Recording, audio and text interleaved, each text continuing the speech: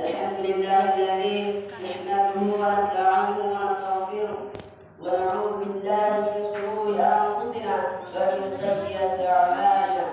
من يهده الله فلا مضل له ومن يضلل فلا هادي له.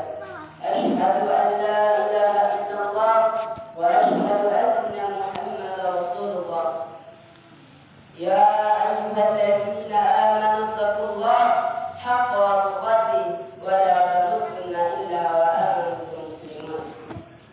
وقال أيضا يا أيها الذين آمنوا اتقوا الله وقولوا قولا سديدا يصلح لكم أعمالكم ويغفر لكم ذنوبكم ومن يطع الله ورسوله فقد فاز فوزا عظيما. وقال رسول الله صلى الله عليه وسلم في حديث الأخرى نعمتان مغبون فيهما كثير من الناس الصحة والفراغ. وقال عوض من صلى على صلة صلى الله عليه عصرا. Sidang salat Jumat yang insyaallah dirahmati oleh Allah Subhanahu wa taala. Puja dan puji syukur kita tujukan hanya kepada Allah Subhanahu wa taala semata. Karena dari Allah Subhanahu wa taala yang telah menciptakan 7 lapisan langit beserta seluruh isinya. Dan Allah Subhanahu wa taala yang telah menciptakan bumi beserta seluruh makhluk yang ada di dalamnya. Dan Allah Subhanahu wa taala yang telah menciptakan jin dan manusia hanya untuk beribadah kepadanya saja. Barang siapa yang menaati Allah maka surga jaminannya. Dan barang siapa yang menentang Allah, yang ingkar atas perintah Allah, neraka jahanam tempat kembalinya. Dan Allah Subhanahu wa taala yang Maha Tinggi, yang tinggi selain Allah rendah. Dan Allah Subhanahu wa taala yang Maha Kaya, yang kaya selain Allah miskin. Dan Allah Subhanahu wa taala yang Maha Kuat, yang kuat selain Allah lemah. Dan Allah Subhanahu wa taala yang Maha Raja dari segala raja, yang raja selain Allah budak. Dan Allah yang telah mencurahkan, melimpahkan, memberikan dan mengkaruniakan berbagai macam kenikmatan kepada kita seorang hamba. Dengan kenikmatan itu kita dapat melangkahkan kaki kita, menyalurkan tangan kita dari masing-masing rumah kita menuju masjid yang dimuliakan oleh Allah Subhanahu wa taala. Dengan iman itu pula kita dapat dipertemukan pada setiap iman ini dengan jalan sehat walafiat. Sebagaimana Allah Subhanahu wa taala berfirman, la in syakartum la azidannakum wa la in kafartum inna 'adzabi lasyadid, kata Allah. Dan apabila kalian bersyukur dan iman kepada Allah, niscaya Allah akan menambahkan nikmatnya untuk kita. Dan apabila kita berkufur dan iman Allah, inna 'adzabi lasyadid, kata Allah, sungguh azab yang ada untuk berisah sekali. Saking luasnya, saking banyaknya, saking besarnya nikmat yang telah diberikan oleh Allah kepada kita seorang. Tiada mampu kita menghitung nikmat Allah Subhanahu wa taala. Sebagaimana Allah Subhanahu wa taala berfirman, wa in ta'uddu ni'matallahi la tuhsuha, Allah. Dan apabila kita menghitung nikmat Allah, la tuhsuha, tidak akan mampu menghitungnya. Jemaah sidang salat Jumat insyaallah Allah Subhanahu wa taala. Tentunya yang didoakan salawat dan salam selalu tercurah kepada kita Muhammad sallallahu alaihi wasallam. Nabi yang telah memperjuangkan Islam, yang telah mengorbankan harta bendanya, istri anaknya, jiwa dan dirinya kalimat la ilaha illallah Muhammadur Rasulullah. Begitu besar cinta Rasul kepada kita. Begitu besar kasih dan sayang seorang Rasul kepada kita umatnya. Di akhir hayat beliau tidak memikirkan sahabatnya, tidak memikirkan anak dan istrinya, cucu cicitnya, akan tetapi beliau mengingat kita sebagai umat. Tidak pada Rasulullah menyebut umat umatku, kata Rasulullah. Besar kasih saya, cinta Rasulullah kepada kita umat, dan akan kalah dengan cinta Rasulullah dengan kasih saya Rasulullah. Selalu senantiasa mengejarkan perintah Allah dan senantiasa mengikuti sunnah ditetapkan oleh Allah Rasulullah. Sebagaimana Rasulullah SAW bersabda, "Man shalla alaihi sallallahu alaihi wasallam." Barang siapa yang bersalawat kepada yang satu salawat kepada Nabi, maka Allah akan membalasnya dengan 10 kali kebaikan. Bayangkan kita mengucapkan 1 kali salawat kepada Nabi, Allah membalasnya dengan 10 kali lipat kebaikan. Jemaah sedang sholat Jumat, insyaallah rahmat dari Allah Subhanahu wa ta'ala. Sebelum khatib menyampaikan isi khutbah, khatib ingin berwasiat kepada jemaah Jumat sekalian, terkhusus kepada diri khatib pribadi. Marilah kita bersama-sama meningkatkan keimanan dan ketakwaan kita kepada Allah Subhanahu wa ta'ala. Karena dengan keimanan, dengan ketakwaan kita kepada Allah, itu adalah kunci kita mendapatkan keridhaan Allah, kunci kita mendapatkan surga Allah Subhanahu wa ta'ala. Sebagaimana yang pernah kami belajar dalam kitab Tafsirul Quran bil Adab yang dikarang oleh Syekh Hasan Habib Hasan Al-Nasrani, di sana takwa dijelaskan ialah menjauhi seluruh apa yang dilarang oleh Allah Subhanahu wa ta'ala dan mengerjakan seluruh apa yang diperintahkan oleh Allah Subhanahu wa ta'ala. Takwa juga adalah jalan yang lurus, jalan yang benar. Dan siapa yang berjalan dan berjalannya, niscaya dia selalu berbuat Allah. Takwa juga tadi dikatakan kuat. Dan siapa yang memegang tadi kata tersebut, maka senantiasa diberikan petunjuk oleh Allah Subhanahu wa ta'ala. Sidang salat Jumat yang insyaallah berkat oleh Allah Subhanahu wa ta'ala. Adapun khutbah yang ingin kami sampaikan pada siang Jumat yang berbahagia ini ialah bagaimana cara Allah memberikan hidayah kepada seorang manusia. Kewajiban kita bertauhid kepada Allah Subhanahu wa ta'ala, karena apabila Nabi saja makhluk yang paling mulia di sisi Allah Subhanahu wa ta'ala tidak dapat memberikan hidayah kepada orang-orang yang terima kasih. Sebagaimana Allah Subhanahu wa ta'ala berfirman, "Innaka la tahdi man ahbabta, walakinna Allah yahdi man yasha, wallahu a'lamu bil muhtadin." Sesungguhnya engkau Muhammad tidak dapat memberikan hidayah, tidak dapat memberikan petunjuk kepada orang-orang yang engkau kehendaki kecuali dengan izin Allah Subhanahu wa ta'ala. Dan Allah Subhanahu wa ta'ala Maha mengetahui siapa saja orang-orang yang mau menerima petunjuk tersebut. Jemaah sedang sholat Jumat insyaallah rahmat dari Allah Subhanahu wa ta'ala. Ayat ini menjelaskan bahwasanya hidayah Allah Subhanahu wa ta'ala tidak tertentu orangnya, mau dia anak Nabi, bimbing Nabi, bahkan terhadap Nabi. Jika Allah tidak menghendaki dia hidayah, jika Allah tidak memberikan dia hidayah, maka dia akan tetap berada di dalam manusia. Dari dalam satu riwayat Al-Bukhari dari Abu Musyayyab, kata pada saat itu Abu Bakar ingin meninggal, maka Rasulullah datang kepada Abu Bakar dan memegang kepala beliau. Di tengah-tengah mereka ada Abu Jahal dan Abu Jahal. Ketika itu Rasulullah SAW bersabda, "Ya Ami, qul la ilaha illallah, kalimatan wahatu laka bi'indallah." Wahai kawanku, katakanlah la ilaha illallah, karena dengan kalimat tersebut aku dapat membelamu di hadapan Allah Subhanahu wa ta'ala. Maka Abdullah bin Abi Bakar dan Abdullah bin Abu Talib, wahai Abu Talib, apakah kamu membela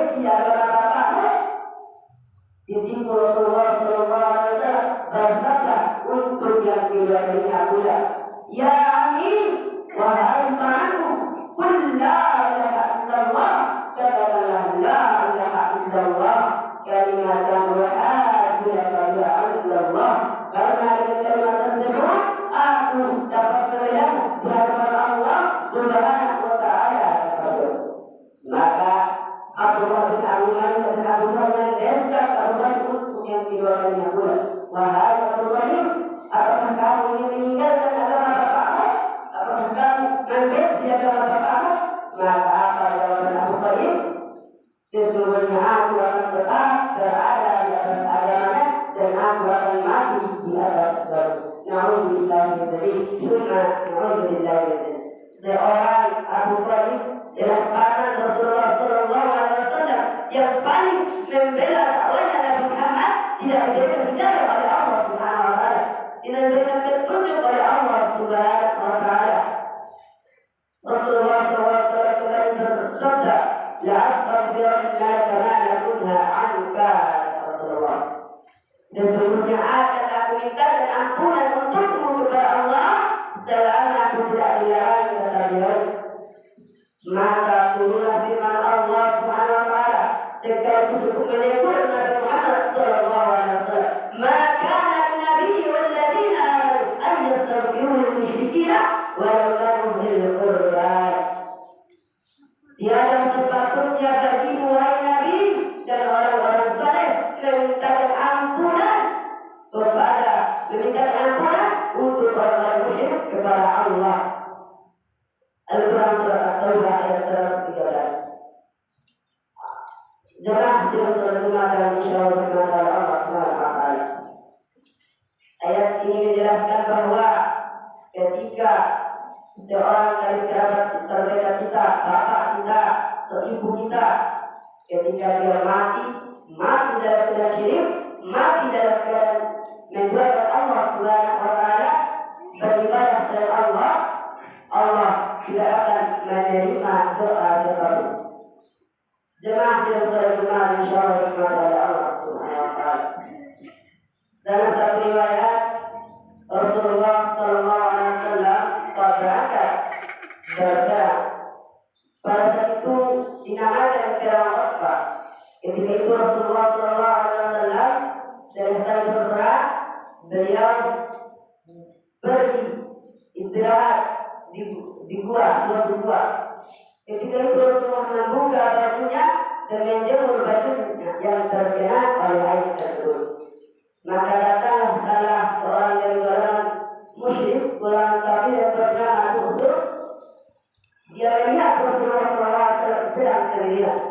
Maka dia mengambil inisiatif, membawa pedangnya, ingin membunuh Rasulullah SAW, ingin memegang kepala Nabi Muhammad SAW. Ketika dia sampai di tempat tersebut, langsung dia menodongkan pedangnya di atas kepala Rasulullah SAW. Maka dia berkata, wahai Muhammad, siapa yang akan menolongmu dari pedangmu ini tersebut? Maka Rasulullah menjawab dengan akidah yang kuat, menjawab dengan keyakinan yang kuat, Allah yang akan menolong dari pedangmu ini. Ketika Rasulullah mendengar nama Allah Subhanahu wa taala, ketika menggigil ketakutan, akhirnya pedang yang dipegang oleh Rasul jatuh ke tanah. Ketika itu Rasulullah langsung mengambil pedang yang jatuh tersebut dan meletakkan kembali di atas kepala Rasul. Maka Rasulullah berkata kepada Rasul, wahai Rasul, sekarang siapa yang akan menolongmu dari pedang ini? Kata Rasulullah. Maka apa jawaban Rasul? Sesungguhnya tidak ada yang akan menolongmu. Sesungguhnya tidak akan ada yang menolongmu dari pedangmu ini, wahai Muhammad. Maka Rasulullah memaafkan doa tersebut. Lalu Rasul memeluk agama Islam. Rasul seketika menjadi orang yang paling menyayangi Rasulullah SAW. Awalnya Rasul paling membenci Rasulullah SAW, bahkan mengajak seluruh kaumnya untuk memusuhi Rasulullah. Akan tetapi ketika Rasul mendengar nama Allah, seketika Rasul berubah menjadi orang yang paling menyayangi Rasulullah dan orang yang mengajak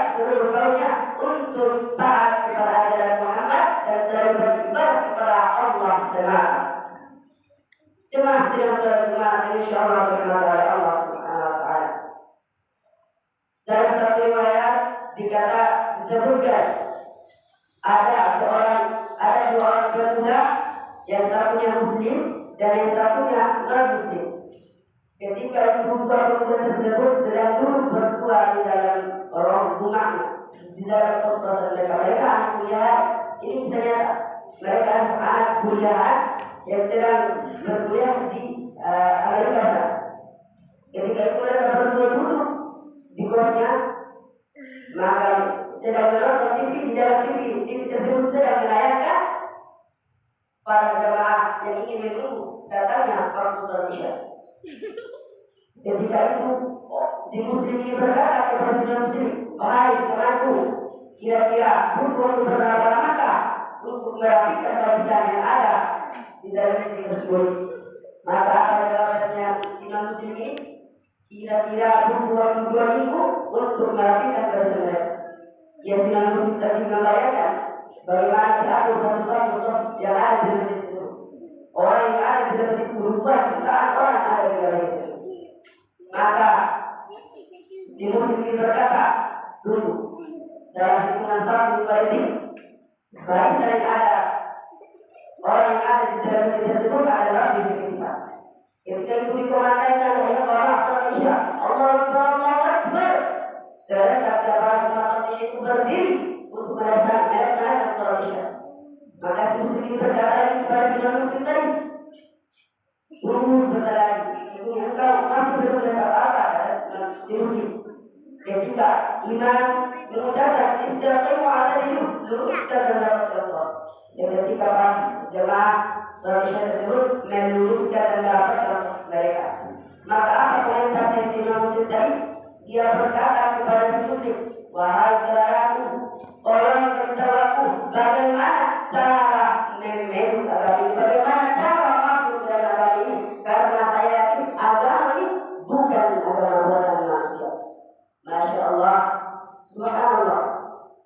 Orang yang awalnya tadi non muslim berubah seketika dari hitungan 1, 2 detik, berubah menjadi orang Islam, berubah menjadi orang yang paling taat beribadah kepada Allah Subhanahu wa taala.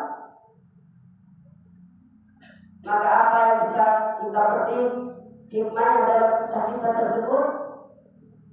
Jikalau ada saudara kita, karib kerabat kita, keluarga terdekat kita yang masih berbuat maksiat, atau ada keluarga kita yang beda pemahaman dengan kita, doakan mereka, semoga mereka selalu diberikan hidayah oleh Allah, semoga mereka selalu diberi petunjuk oleh Allah. Ataupun ada pemimpin-pemimpin kita, pejabat-pejabat kita yang masih menzalimi rakyatnya, maka doakan mereka semua untuk selalu diberikan hidayah oleh Allah Subhanahu wa taala, untuk selalu diberikan petunjuk oleh Allah Subhanahu wa taala. Karena dengan petunjuk itulah seseorang dapat melihat kebenaran, dengan petunjuk itu pula seseorang dapat melihat mana yang baik dan mana yang buruk. Ada salah satu kisah sahabat yang bernama Muhammad. Ketika itu Muhammad Bapak Muhammad Rasulullah katakan, Rasulullah mati, Rasulullah sholat, Rasulullah bukan masuk ke dalam. Bayangkan tangan Rasulullah melihat jasad Muhammad, sudah pasti Muhammad diharapkan masuk ke dalam neraka jahanam. Ketika itu dikuburlah Muhammad, para masyarakat Madinah langsung pergi semua kembali ke rumahnya masing-masing. Ketika itu Rasulullah berkata kepada sahabatnya, "Hai seluruh sahabatku, pergilah kalian terlebih dahulu, sesungguhnya aku akan menyaksikan Muhammad ditanya oleh saudara." Itu salah satu mukjizat Nabi. Nabi bisa mendengar mungkar nakir bertanya di dalam kubur. Ketika itu datanglah malaikat mungkar dan nakir, "Assalamualaikum ya ahlul jannah." Kata malaikat, "Assalamualaikum warahmatullahi wabarakatuh." Ya Allah, mudah-mudahan kita juga dilontarkan pertanyaan yang sama oleh malaikat. Bertanya malaikat kepada Muhammad, "Ma rabbuka?" Kata malaikat, "Allah Rabbi." Kata Muhammad, "Wa man nabiyuka?" Coba kita lihat pertanyaannya. Kata Muhammad, "Wa man nabiyuka?" Coba kita lihat pertanyaannya.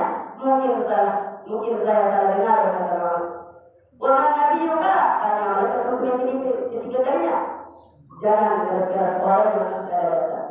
Ketika itu Rasulullah tertawa. Muhammad ketika wafat masih bisa membuat tersenyum bagi Nabi Muhammad SAW. Masih bisa membuat baginda Muhammad SAW bahagia, tertawa tertawa. Apa yang membuat begitu? Cinta kita kepada seseorang. Apabila kita sudah mendapatkan cinta seseorang, maka hidup kita insya Allah bahagia dunia dan akhirat. Apalagi kita sudah mendapatkan cinta seorang Rasul. Kenapa Muhammad bisa seperti itu? Kenapa Muhammad bisa oleh Rasulullah seperti itu? Muhammad orangnya sering maksiat, mungkin kesalahan dia Muhammad. Akan tetapi Rasulullah tetap sayang kepada Muhammad. Rasulullah kalau tidak ada Muhammad, Rasulullah tidak mengajar. Kalau ada Muhammad, Rasulullah suruh Abu Bakar, Umar, Ali cari Muhammad itu baru saya mengajar dia semua. Maka rasa cari Muhammad. Kalau ada Muhammad, Rasulullah mengajar. Jemaah yang saudara insyaallah kepada Allah Subhanahu wa taala. Barakallahu lakum fil Qur'an al-azim wa nafa'ana wa iyyakum bima fihi min al-ayati wa dhikril hakim. Wa taqabbalallahu minna wa minkum tilawatahu innahu huwal ghafurur rahim. Alhamdulillah alladhi arsala rasulahu bil huda wal haqq yahdi wa yahdi kulli wa yahdi wa lahu أشهد أن لا إله إلا الله وأشهد أن محمدا رسول الله. إن الله وملائكته يصلون على النبي يا أيها الذين آمنوا صلوا عليه وسلموا تسليما. اللهم صل على سيدنا محمد وعلى آل سيدنا محمد كما صليت على سيدنا إبراهيم وعلى آل سيدنا إبراهيم. اللهم بارك على سيدنا محمد وعلى آل سيدنا محمد كما باركت على سيدنا إبراهيم وعلى آل سيدنا إبراهيم في العالمين إنك حميد مجيد. اللهم اغفر للمسلمين والمسلمات والمؤمنين والمؤمنات الأحياء منهم والأموات إنهم قريب مجيب دعوة. اللهم عارف الحق والحق وارزقنا اتباعه وعارف الباطل وارزقنا اجتنابه. ربنا هب لنا من أزواجنا وذريتنا قرة أعين. ربنا هب لنا من أزواجنا وذريتنا قرة أعين واجعلنا للمتقين إماما.